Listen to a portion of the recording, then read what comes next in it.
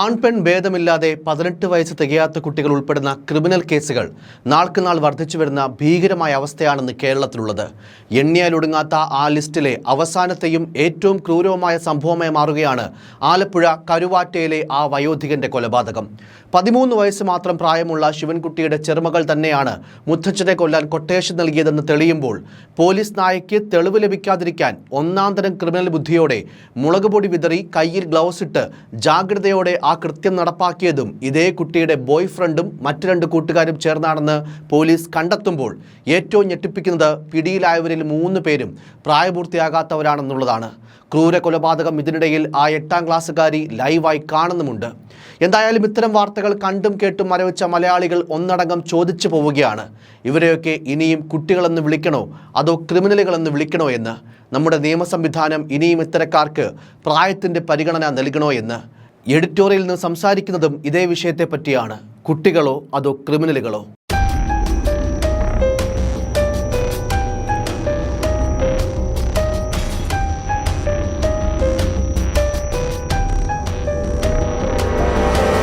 കരുവാറ്റ മാടപ്പുരയ്ക്കൽ പടിയിറ്റതിൽ ശിവൻകുട്ടി ചെട്ടിയാരെന്ന 67-കാരനെയാണ് കാമുകനായ +2 വിദ്യാർത്ഥിക്കും 2 കൂട്ടുകാർക്കും ഒപ്പം ചേർന്ന് കൊട്ടേഷൻ കൊടുത്ത് കൊല്ലുവാൻ 13-കാരി പദ്ധതിയിട്ടതും അത് നടപ്പിലാക്കിയതും.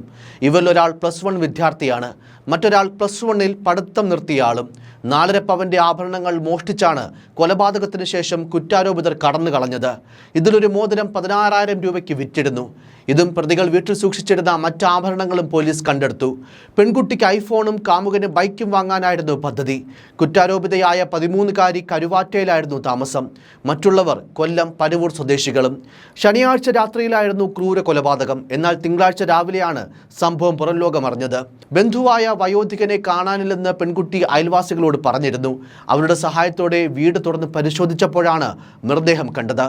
പ്രതികൾ ശൗചാലയത്തിൻ്റെ ആസ്ബസ്റ്റോ ഷീറ്റ് മരത്തടി ഉപയോഗിച്ച് തിക്കിപ്പൊക്കിയ ശേഷം എയർഹോളിലൂടെ വീട്ടിൽ കയറിയാണ് കൊലപാതകം നടത്തിയത്.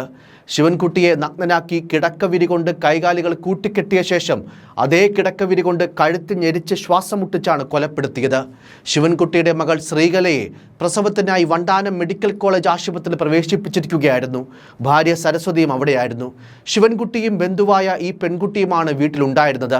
ഈ സമയം ശിവൻകുട്ടി തന്നെ ശാരീരികമായി ഉപദ്രവിക്കാൻ ശ്രമിച്ചതായി, കുട്ടിയുടെ ഭാഷയിൽ പറയുകയാണെങ്കിൽ തന്നെ ബാഡ് ടച്ച് ചെയ്തതായി പെൺകുട്ടി തൻ്റെ ബോയ് ഫ്രണ്ടിനെ ഫോണിൽ വിളിച്ച് അറിയിച്ചിരുന്നതായും ജില്ലാ പോലീസ് മേധാവി വിഷ്ണു പ്രദീപ് പറഞ്ഞു.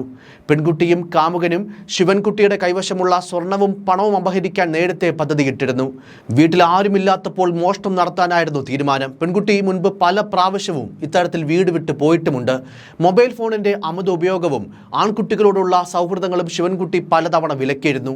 ഇതിലുള്ള പക തീർക്കുന്നതിനും ബൈക്ക് വാങ്ങാൻ പണം കിട്ടുമെന്ന് വിശ്വസിപ്പിച്ചും പെൺകുട്ടി കാമുകന് കൊലപാതകത്തിന് കൊട്ടേഷൻ നൽകുകയായിരുന്നുവെന്നാണ് പോലീസ് കണ്ടെത്തൽ. കൊലപാതകം നടത്തുമ്പോൾ കുറ്റാരോപിതർ വീഡിയോ കോളിലൂടെ ദൃശ്യങ്ങൾ ഈ പെൺകുട്ടിയെ കാണിച്ചിരുന്നു. അതായത് ആ കൊലപാതകം ലൈവായി ആ പെൺകുട്ടി കാണുന്നുണ്ടായിരുന്നു. തിങ്കളാഴ്ച രാവിലെ കൊലപാതകം അറിഞ്ഞ് പോലീസ് എത്തിയപ്പോൾ ഓണപരീക്ഷയ്ക്ക് പോകണമെന്ന് പറഞ്ഞ് പെൺകുട്ടി തിടുക്കപ്പെട്ടതും മൊഴികളിലെ ചില പൊരുത്തക്കേടുകളുമൊക്കെ ആയപ്പോഴാണ് പോലീസിന് സംശയം കൂടിയത്. 15-ാം തീയതി ശനിയാഴ്ച രാത്രി 7:45 കൊല്ലത്ത് നിന്നുള്ള ട്രെയിനിലാണ് കുറ്റാരോപിതർ ഹരിപ്പാടേക്ക് ഇറങ്ങിയത്. റെയിൽവേ സ്റ്റേഷനിൽ നിന്ന് ഓട്ടോറിക്ഷയിൽ കരുവാറ്റ കന്നുകാലിപ്പാലത്തിന് സമീപമെത്തി. അവിടെ നിന്ന് 1 കിലോമീറ്ററോളം നാട്ടുവഴിയിലൂടെ നടന്ന് 9:30 ശിവൻകുട്ടിയുടെ വീട്ടിൽ ചെന്നു. സ്വർണവും പണവും അപഹരിക്കാമെന്ന് പറഞ്ഞ് പെൺകുട്ടി തന്നെയാണ് ഇവരെ സ്ഥലത്തേക്ക് എത്തിച്ചത്. പെൺകുട്ടിയുടെ പ്രേരണയിൽ 2 സുഹൃത്തുക്കളുമായാണ് കാമുകൻ അവിടേക്ക് എത്തിയത്. മുൻപ് നമ്മൾ പറഞ്ഞതുപോലെ തന്നെ ഗൃഹനാഥൻ ബാഡ് ടച്ച് ചെയ്തു എന്ന് പെൺകുട്ടി ഈ കാമുകനോട് അല്ലെങ്കിൽ ഈ ഒരു ബോയ് ഫ്രണ്ടിനോട് പറഞ്ഞിരുന്നു. ഇയാളെ കൊല്ലണമെന്ന വാശി കാമുകനോട് പെൺകുട്ടി പലതവണ പ്രകടിപ്പിച്ചുവിടുന്നു. എന്നാൽ പ്രധാനമായും പണവും സ്വർണവും അപഹരിക്കുക എന്നതായിരുന്നു ഇവരുടെ ലക്ഷ്യം. ശനിയാഴ്ച വൈകിട്ട് വീട്ടിലെത്തിയ പ്രതികൾ വീടിന് പിറകിലുള്ള വെന്റിലേറ്ററിൻ്റെ വിടവിൽ കൂടി അകത്തേക്ക് കടന്നു. തുടർന്ന് ഗൃഹനാഥനെ കീഴ്പ്പെടുത്തി കൊല്ലുകയായിരുന്നു. ശേഷം സ്വർണവും പണവും മോഷ്ടിച്ചു. കേസിൽ പിടിയിലായവർ കൊലപാതക ശേഷം ഞായറാഴ്ച പുലർച്ചെ 7 കിലോമീറ്ററോളം അകലെയുള്ള ഹരിപ്പാട് നഗരത്തിലെത്തി KSRTC സ്റ്റാൻഡിനടുത്തെ തട്ടുകടയിൽ നിന്ന് ആഘോഷപൂർവ്വം ഭക്ഷണം കഴിച്ചു. ആസൂത്രണം ചെയ്ത പോലെ കൃത്യം നടത്തിയതിൻ്റെ ആവേശത്തിലായിരുന്നു അവർ. രാത്രി ആരും ആഹാരം കഴിച്ചിരുന്നില്ല. CCTV ദൃശ്യങ്ങളിൽ നിന്നും കടയിലുണ്ടായിരുന്നവരുടെ മൊഴിയിൽ നിന്നുമാണ് പോലീസിന് ഈ വിവരം ലഭിച്ചത്. എല്ലാം പെൺകുട്ടിയുടെ സഹായത്തോടെ തന്നെയായിരുന്നു. ഗൃഹനാഥനെ കാണാനില്ലെന്നും വാതിൽ തുറക്കുന്നില്ലെന്നും പറഞ്ഞ് ഇടയ്ക്ക് വീട്ടിൽ വന്ന പെൺകുട്ടി പരിശോധിച്ചിരുന്നു. തുടക്കത്തിൽ ചോദ്യം ചെയ്യലിൽ പെൺകുട്ടി ഒന്നും തുറന്നു പറഞ്ഞിരുന്നില്ല. തുടർന്ന് ലഭിച്ച തെളിവുകൾ വെച്ചുള്ള ചോദ്യം ചെയ്യലിലാണ് പെൺകുട്ടി കാര്യങ്ങൾ ഓരോന്നോരോന്നായി പറഞ്ഞത്. സ്പൈഡർ ഉൾപ്പെടെയുള്ള തമിഴ് സിനിമകൾ കണ്ട് പ്രചോദനം ഉൾക്കൊണ്ടാണ് കൊലപാതകം നടത്തിയതെന്നാണ് മൊഴിയിൽ നിന്ന് വ്യക്തമാകുന്നതെന്നും പോലീസ് പറഞ്ഞു. മുളക് പൊടി വിതറിയാൽ പോലീസിനെ കബളിപ്പിക്കാമെന്ന് അവർ കരുതിയിരുന്നു. അതുകൊണ്ടാണ് മുളക് പൊടി വിതറിയത്. പിടിയിലായവർ +1-ലും +2-ലും പഠിക്കുന്ന 16-17 വയസ്സുള്ള കുട്ടികളാണ്. ഒരാൾ +1-ൽ വെച്ച് പഠനം നിർത്തി. മുതിർന്നവരെ പോലെയാണ് ഇവർ കുറ്റകൃത്യം ചെയ്തിരിക്കുന്നതെന്നും പോലീസ് പറഞ്ഞു. പ്രതികൾക്ക് ക്രിമിനൽ പശ്ചാത്തലമുണ്ടോ എന്നും പോലീസ് പരിശോധിച്ചു വരികയാണ്. പ്രതികളെന്ന് ഉറപ്പിക്കാൻ തക്കവണ്ണമുള്ള ഡിജിറ്റൽ തെളിവുകളും ഇതിനോടകം ലഭിച്ചിട്ടുണ്ട്. ഗൃഹനാഥന്റെ കയ്യിൽ പൈസ ഉണ്ടാകുമോ എന്ന ചർച്ചകളൊക്കെ ഇവർക്കിടയിൽ നേരത്തെ തന്നെ നടന്നിരുന്നുവെന്നാണ് പരിശോധനയിൽ വ്യക്തമായത്. വിഷം കൊടുക്കുന്നതും വാഹനാപകടത്തിൽപ്പെടുത്തുന്നതും ഉൾപ്പെടെ പല വഴികളും ഇതിനു മുൻപ് ഈ കുട്ടികൾ ചർച്ച ചെയ്തു. ഇതിനിടെയാണ് ശിവൻകുട്ടിയുടെ മകളെ പ്രസവ ശുശ്രൂഷയ്ക്ക് വണ്ടാനം മെഡിക്കൽ കോളേജ് ആശുപത്രിയിൽ പ്രവേശിപ്പിച്ചത്.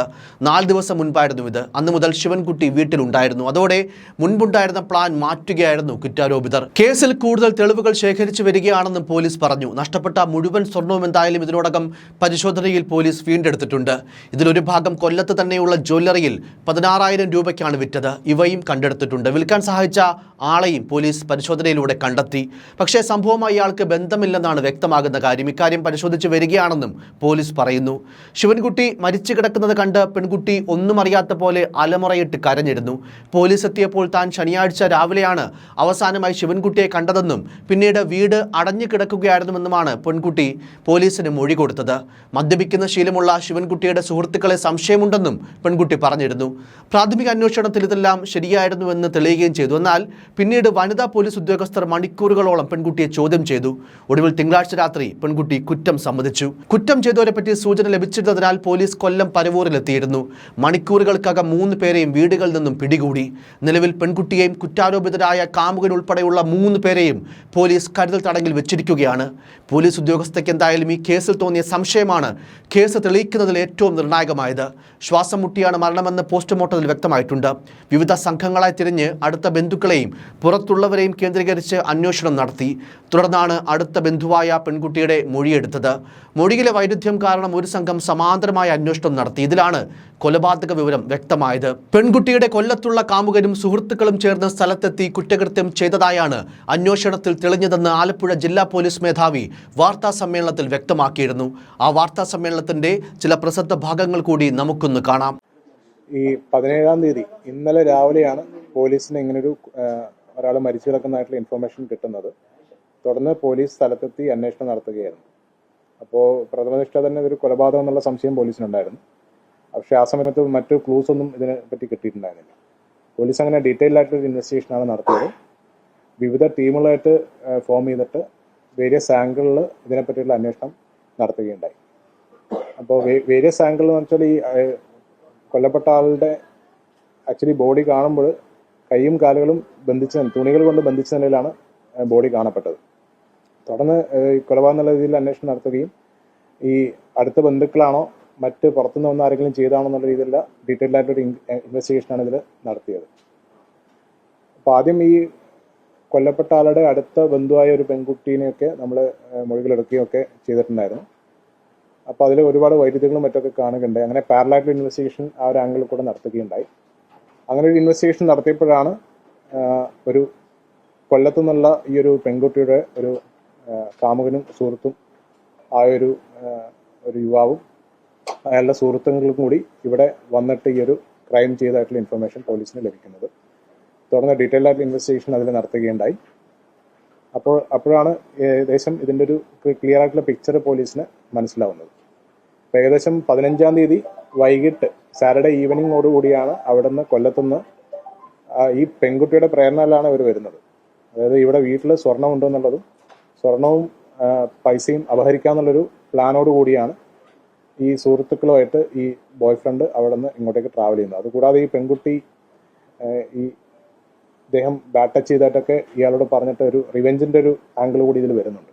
പക്ഷെ മെയിനായിട്ടുള്ളൊരു ഉദ്ദേശം എന്ന് പറഞ്ഞാൽ ഈ പൈസയും സ്വർണവും അപഹരിക്കുക എന്നുള്ളതായിരുന്നു. എന്തായാലും അതിവിദഗ്ധമായ ആസൂത്രണത്തിലൂടെയായിരുന്നു ഈ കൊലപാതകം. എന്നാൽ ഒരു പ്രൊഫഷണൽ കൊലയാളിയുടെ രീതിയല്ല കുറ്റകൃത്യത്തിന് സ്വീകരിച്ചതെന്ന് തുടക്കത്തിൽ തന്നെ പോലീസ് കണ്ടെത്തിയിരുന്നു. വീട്ടിലുള്ള ആരുടെയെങ്കിലും സഹായം കിട്ടിയിട്ടുണ്ടെന്നും പോലീസ് തുടക്കത്തിൽ സംശയിച്ചു. ഇത് ശരിവെക്കും വിധത്തിലുള്ള കാര്യങ്ങളാണ് പോലീസ് അന്വേഷണത്തിൽ കണ്ടെത്തിയതും. തിങ്കളാഴ്ച രാവിലെയോടെയാണ് പെൺകുട്ടി തങ്ങളുടെ വീട്ടിലെത്തിയതെന്ന് അയൽവാസി പറഞ്ഞു. ശിവൻകുട്ടി വാതിൽ തുറക്കുന്നില്ലെന്നാണ് പെൺകുട്ടി തങ്ങളോട് പറഞ്ഞത്. പിന്നീട് 9:15 മരണവിവരം അറിഞ്ഞതും. ചെമ്മീൻ വളഞ്ഞു കിടക്കുന്ന രീതിയിലായിരുന്നു മൃതദേഹം. 2 കൈയും കൂട്ടിക്കെട്ടി അവ മുട്ടിനടിയിൽ കൂടി കയറിട്ട് പിറകിൽ കൂടി വരിഞ്ഞു മുറുക്കി കെട്ടിയിരിക്കുകയായിരുന്നു. വായിൽ നിന്നും മൂക്കിൽ നിന്നും രക്തം വന്ന നിലയിലുമായിരുന്നു. ഈ ഒരു കൃത്യത്തിനെ പറ്റി അല്ലെങ്കിൽ ഈ ഒരു കൃത്യം കണ്ട അയൽവാസി പറഞ്ഞ കാര്യങ്ങൾ ഇപ്രകാരമാണ്. എന്തായാലും 13-കാരിയുടെ മൊഴിയിലെ വൈരുദ്ധ്യങ്ങളാണ് പോലീസിനെ കൊലപാതകയിലേക്ക് എത്തിച്ചത്. ശിവൻകുട്ടി കൊല്ലപ്പെട്ട് കിടക്കുമ്പോഴും ഭാവവ്യത്യാസമില്ലാതെ രാവിലെ പരീക്ഷയ്ക്ക് പോകണമെന്ന വാശിയിലായിരുന്നു പെൺകുട്ടി. ഇത് എല്ലാവരിലും സംശയമുണർത്തി. സ്ഥലത്ത് നിന്ന് മാറാൻ കുട്ടി എന്തൊക്കെയോ ശ്രമം നടത്തുന്ന പോലെയും എന്തൊക്കെയോ മറച്ചുവെക്കുന്ന പോലെയുമൊക്കെ നാട്ടുകാരും സ്വാഭാവികമായും പോലീസും സംശയിച്ചു. തുടർന്ന് പോലീസിന്റെ ചോദ്യം ചെയ്യലിലാണ് ഞെട്ടിക്കുന്ന വിവരങ്ങൾ പുറത്തു വന്നത്. പെൺകുട്ടിയുമായി വിശദമായി സംസാരിച്ച് വിവരങ്ങൾ ശേഖരിച്ച ശേഷം നടത്തിയ അന്വേഷണത്തിലാണ് പ്രതികളിലേക്ക് അന്വേഷണ സംഘം എത്തിച്ചേർന്നത്. അപഹരിച്ച സ്വർണം വിറ്റ് പെൺകുട്ടിക്ക് ഐഫോണും പ്രതികൾക്ക് ബൈക്കും വാങ്ങാനാണ് ലക്ഷ്യമിട്ടിരുന്നത്. കൊലപാതകത്തിനു ശേഷം വീട്ടിലെ മുറികളിലെല്ലാം മുളകുപൊടി വിതറിയിരുന്നു. ഈ വീടിന്റെ അടുക്കളയിൽ നിന്ന് തന്നെയാണ് പ്രതികൾ മുളകുപൊടി എടുത്തിരുന്നത്. അതേസമയം കരുവാറ്റയിലെ കൊലപാതകത്തിൽ ഞെട്ടിയിരിക്കുകയാണ് പരവൂർ കൊച്ചാലമ്മൂട് ലക്ഷം വീടിന് സമീപത്തെ താമസക്കാർ. ബന്ധുവായ കൗമാരക്കാരി പിതാവിനൊപ്പം പരവൂർ കല്ലും കുന്നിൽ താമസിക്കുമ്പോഴാണ് പ്രതികളായ ഈ കൗമാരക്കാരെ പരിചയപ്പെടുന്നത്. കുടുംബം വിലക്കിയിട്ടും ഇവരുമായുള്ള സൗഹൃദം പെൺകുട്ടി തുടർന്നിരുന്നു. ആലപ്പുഴയിലേക്ക് മാറിയതിനു ശേഷവും ബന്ധം തുടർന്നതായാണ് വിവരം. പിതാവിൻ്റെ അമ്മ മരിച്ചതോടെ കുട്ടി കല്ലും കുന്നിലെ വീട്ടിലേക്ക് വരുന്നത് കുറഞ്ഞിരുന്നു. പ്രതികളായ കൗമാരക്കാർ അറസ്റ്റ് ചെയ്യാനെത്തിയ പോലീസിനെ നേരിട്ടത് ഒരു ഭാവവ്യത്യാസമില്ലാതെയാണെന്നതാണ് വിവരം. എന്നാൽ സ്വന്തം മക്കൾ കൊലപാതകം ചെയ്യില്ലെന്ന് ഉറച്ചു വിശ്വസിച്ച അവരുടെ അമ്മമാർ പോലീസ് തെളിവുകൾ നിരത്തിയതോടെ കരച്ചിലും അലമുറയുമായി. കഴിഞ്ഞ ദിവസം അർദ്ധരാത്രിയോടെയാണ് ആലപ്പുഴ പോലീസ് പ്രതികളെ അറസ്റ്റ് ചെയ്യാനായി പരവൂരിലേക്ക് എത്തിയത്. പോലീസിന്റെ ചോദ്യങ്ങൾക്കെല്ലാം കൃത്യമായി മൂവരും ഉത്തരവും നൽകി. രാത്രി സഞ്ചാരങ്ങൾ പതിവായതിനാൽ ഇവർ കൃത്യമായി വീട്ടിലെത്തുന്നുണ്ടോ എന്നുള്ള കാര്യമൊന്നും വീട്ടുകാർ ശരിയായി നിരീക്ഷിച്ചിരുന്നില്ല. സാമ്പത്തികമായി വളരെ പിന്നാക്കം നിൽക്കുന്നവരാണ് 3 പ്രതികളുടെ കുടുംബമെന്നും പോലീസ് പറയുന്നു. 10ാം ക്ലാസ്, +1, +2 എന്നിങ്ങനെയാണ് മൂവരുടെയും വിദ്യാഭ്യാസ യോഗ്യത. ഒരുമിച്ച് പഠിച്ചിട്ടില്ലാത്ത ഇവർ പ്രദേശത്ത് മറ്റു വിദ്യാർത്ഥികൾക്കൊപ്പം സംഘം ചേരുന്നതും ആളൊഴിഞ്ഞ സ്ഥലങ്ങളിലും കായൽവാരങ്ങളിലും തമ്പടിക്കുന്നതും സംശയമുണ്ടാക്കിയിട്ടുണ്ടെന്ന് നാട്ടുകാരിൽ പലരും വെളിപ്പെടുത്തി. സംഘത്തിന്റെ ദുരൂഹത നിറഞ്ഞ കൂടിക്കാഴ്ചകളിൽ ലഹരി ഉപയോഗവും വിൽപ്പനയും നടക്കുന്നതായും നാട്ടുകാർ സംശയിച്ചിരുന്നു. ധാരാളം പണം ഇവർ ചെലവഴിക്കുന്നുണ്ടെന്ന സംസാരവും നാട്ടുകാർക്കിടയിലുണ്ട്. കൊലപാതകത്തിനു ശേഷം കവർച്ച നടത്തിയ സ്വർണത്തിന്റെ ചെറിയ ഭാഗം വിൽപ്പന നടത്താൻ സംഘത്തിലെ പ്രായപൂർത്തിയായ മോഷണക്കേസ് പ്രതിക്കാണ് കൈമാറിയത്. ഇയാളെ കസ്റ്റഡിയിലെടുത്ത ആലപ്പുഴ പോലീസ് ഇന്നലെ തെളിവെടുപ്പിന് കല്ലും കുന്നിൽ എത്തിച്ചിരുന്നു. എന്തായാലും ഇത്തരം കേസുകൾ റിപ്പോർട്ട് ചെയ്യപ്പെടുമ്പോൾ സ്ഥിരമായി പല പ്രേക്ഷകരും ആവർത്തിച്ച് ചോദിക്കുന്ന ഒരു കാര്യമുണ്ട്: എന്തുകൊണ്ടാണ് നിങ്ങൾ പ്രതികളുടെ അല്ലെങ്കിൽ പ്രതികളെന്ന് സംശയിക്കുന്നവരുടെ ചിത്രങ്ങൾ കാണിക്കാത്തതെന്ന്?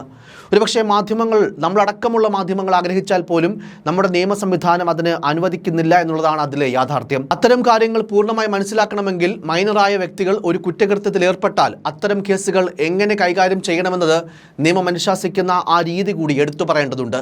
കൗമാരക്കാർ പ്രതികളാകുന്ന കേസുകൾ കുറച്ചുകൂടി ഗൗരവമായി പരിഗണിക്കുന്ന രീതിയിലേക്ക് നമ്മുടെ നിയമം മാറിയത് 2012 ഡൽഹി നിർഭയ കേസിന് ശേഷമാണ്. 16-നും 18-നും ഇടയിൽ പ്രായമുള്ള കൗമാരക്കാർ ചെയ്യുന്ന കുറ്റകൃത്യങ്ങളിൽ കർശനമായ നിയമനിർമ്മാണം കൊണ്ടുവന്നതും ഈ കേസിന് ശേഷമാണ്. അതായത് 7 വർഷമോ അതിൽ കൂടുതലോ ലഭിക്കാവുന്ന കുറ്റകൃത്യങ്ങൾ, ഉദാഹരണത്തിന് കൊലപാതകം, കൂട്ടബലാത്സംഗം തുടങ്ങിയവ ചെയ്താൽ 16-നും 18-നും ഇടയിൽ പ്രായമുള്ളവരെ മുതിർന്നവരായി പരിഗണിച്ച് വിചാരണ ചെയ്യാമെന്ന് നമ്മുടെ നിയമം പറയുന്നുണ്ട്. എന്നാൽ അതിനൊട്ടേറെ നടപടിക്രമങ്ങളുമുണ്ട് എന്നുകൂടി നമ്മൾ മനസ്സിലാക്കണം. ജുവനൈൽ ജസ്റ്റിസ് ബോർഡ് പ്രാഥമിക അന്വേഷണം നടത്തി ചില കാര്യങ്ങളിൽ വ്യക്തത വരുത്തിയാൽ മാത്രമായിരിക്കും സാധാരണ വിചാരണ. കുറ്റകൃത്യം ചെയ്യുമ്പോൾ കുട്ടിക്ക് അതിനുള്ള മാനസികവും ശാരീരികവുമായ പ്രാപ്തി ഉണ്ടായിരുന്നുവെന്ന് തെളിയണം. താൻ ചെയ്യുന്ന ഈ ഒരു പ്രവൃത്തിയുടെ പ്രത്യാഘാതങ്ങൾ എന്താണെന്ന് മനസ്സിലാക്കാനുള്ള കഴിവ് കുട്ടിക്കുണ്ടായിരുന്നുവെന്നും ബോധ്യപ്പെടണം. ഇതിൽ സൈക്കോളജിസ്റ്റുകൾ അല്ലെങ്കിൽ സൈക്യാട്രിസ്റ്റുകൾ തുടങ്ങിയ മാനസിക വിദഗ്ധരുടെ സഹായം ബോർഡിന് തേടാമെന്നും നിയമം പറയുന്നുണ്ട്. എന്നാൽ അതിനോടൊപ്പം മനസ്സിലാക്കേണ്ട മറ്റൊരു പ്രധാനപ്പെട്ട കാര്യം, കൗമാരക്കാരുടെ വിചാരണ സാധാരണ മുതിർന്ന വ്യക്തിയുടേതുപോലെ നടപ്പിലാക്കിയാലും അവർക്ക് വധശിക്ഷയോ പരോളില്ലാത്ത ജീവപര്യന്തം തടവോ വിധിക്കാൻ പാടില്ല എന്നുള്ള കാര്യമാണ്. ശിക്ഷിക്കപ്പെട്ടാലും 21 വയസ്സ് തികയുന്നതുവരെ മുതിർന്ന തടവുകാരോടൊപ്പം അവരെ പാർപ്പിക്കാനും പാടില്ല. അതായത് 16 മുതൽ 18 വയസ്സ് വരെയുള്ള കുറ്റകൃത്യങ്ങൾ ചെയ്യുന്ന എല്ലാവരെയും ഒരുപോലെ മുതിർന്നവരെ കണക്കാക്കുന്ന ഒരു രീതിയല്ല ഇവിടെ നിയമം ചെയ്യുന്നത്. കുറ്റകൃത്യത്തിൻ്റെ കാഠിന്യവും കുട്ടിയുടെ മാനസികാവസ്ഥയും കൃത്യമായ ശാസ്ത്രീയ നിയമപരിശോധനയ്ക്ക് വിധേയമാക്കി മാത്രമാണ് ഇത്തരം കാര്യങ്ങൾ തീരുമാനമെടുക്കുക. കൂട്ടത്തിൽ എന്തുകൊണ്ടാണ് പ്രതിസ്ഥാനത്ത് വരുന്ന കുട്ടികളുടെ ചിത്രങ്ങൾ കാണിക്കാത്തതെന്ന ചോദ്യത്തിനുള്ള ഉത്തരം കൂടി പറയാം. കുട്ടിയുടെ അവകാശങ്ങളും ഭാവിയും സംരക്ഷിക്കുക എന്നതാണ് പ്രധാന കാരണം. ഇന്ത്യയിൽ 18 വയസ്സിന് താഴെയുള്ള ഒരാൾ കുറ്റം ചെയ്തതായി ആരോപിക്കപ്പെട്ടാൽ നിയമം സാധാരണയായി അവരെ പ്രതി എന്നതിലുപരി child in conflict with law എന്ന രീതിയിലാണ് പരിഗണിക്കുന്നത്. ഒരു കുട്ടി കുറ്റാരോപിതനായാലും കുട്ടിയുടെ പേര്, മേൽവിലാസം, സ്കൂൾ, കുടുംബത്തെ തിരിച്ചറിയാൻ സഹായിക്കുന്ന വിവരങ്ങൾ, ഫോട്ടോ, കുട്ടിയെ അത്തരത്തിൽ തിരിച്ചറിയാൻ സഹായിക്കുന്ന മറ്റേതെങ്കിലും വിവരങ്ങൾ മാധ്യമങ്ങളിലൂടെ പ്രസിദ്ധീകരിക്കാൻ പാടില്ല എന്നുള്ളതാണ് നിയമം. ഈ കേസിൽ എന്തായാലും ഏറ്റവും ഒടുവിൽ ലഭിക്കുന്ന ചില വിവരങ്ങൾ അനുസരിച്ച് തനിക്ക് അച്ഛൻ്റെയും അമ്മയുടെയും സ്നേഹം ലഭിച്ചിട്ടില്ല എന്നും മരണപ്പെട്ട ശിവൻകുട്ടി മോശം ഉദ്ദേശത്തോടെ തന്നെ തൊട്ടു എന്നൊക്കെ മൊഴിയെടുപ്പിനിടെ ഈ പെൺകുട്ടി പൊട്ടിക്കരഞ്ഞുകൊണ്ട് അന്വേഷണ ഉദ്യോഗസ്ഥനോട് പറഞ്ഞിട്ടുണ്ട്. ഒരുപക്ഷേ ഈ കാര്യങ്ങൾ വെറും ന്യായീകരണങ്ങളാണോ അതോ സത്യമാണോ എന്നുള്ള കാര്യമൊക്കെ ഇനി അന്വേഷണത്തിൽ തെളിയേണ്ടതുണ്ട്. പക്ഷേ എത്രയൊക്കെ വാദങ്ങൾ ഉന്നയിച്ചാലും ഇത്ര ക്രൂരമായൊരു കൊലപാതകം നടത്താനുള്ള ന്യായങ്ങളായി ഒരിക്കലും അതിനെ കാണുവാൻ സാധിക്കില്ല എന്നതുകൂടി എടുത്തു പറയുകയാണ്. എന്തായാലും ഈ കേസിലും പ്രതിസ്ഥാനത്തുള്ള കുട്ടികളെ ചെയ്ത കുറ്റകൃത്യത്തിൻ്റെ കാഠിന്യം മുൻനിർത്തി മുതിർന്നവരായി തന്നെ പരിഗണിക്കണമെന്നൊരു ആവശ്യം പോലീസ് തന്നെ ഈ കേസിൽ ഉന്നയിക്കുന്നുണ്ട്. ആ ആവശ്യം കോടതി പരിഗണിക്കുമോ എന്നുള്ള കാര്യവും ഇനി കണ്ടറിയേണ്ടതാണ്. പലപ്പോഴും ഇത്തരം കുറ്റകൃത്യങ്ങളിൽ ഏർപ്പെടുന്ന കുട്ടികൾ എന്തൊക്കെ ചെയ്താലും തങ്ങളെ നിയമം സംരക്ഷിക്കും എന്നൊരു തോന്നൽ ഉണ്ടാവുന്ന സ്ഥിതിയും ഭീകരമാണ്. താമരശ്ശേരി ഷഹബാസ് കൊലപാതകത്തിൽ ഉൾപ്പെടെ പ്രതിസ്ഥാനത്തുണ്ടായിരുന്ന പ്രായപൂർത്തിയാകാത്തൊരു കുട്ടി ഇത്തരമൊരു കാര്യം പറഞ്ഞുകൊണ്ട് വാട്സപ്പിലിട്ട ഓഡിയോ ക്ലിപ്പടക്കം നമ്മൾ കേട്ടിട്ടുണ്ട്. അതുകൊണ്ട് ഈ കേസും ഭാവിയിൽ ഒരു പക്ഷേ കുട്ടികൾ ഉൾപ്പെടുന്ന ക്രിമിനൽ കേസുകളിൽ അതിൻ്റെ നിയമനിർമ്മാണത്തിൽ പുതിയ മാറ്റങ്ങൾ കൊണ്ടുവരാൻ കാരണമാകട്ടെ എന്ന് നമുക്ക് പ്രത്യാശിക്കാം.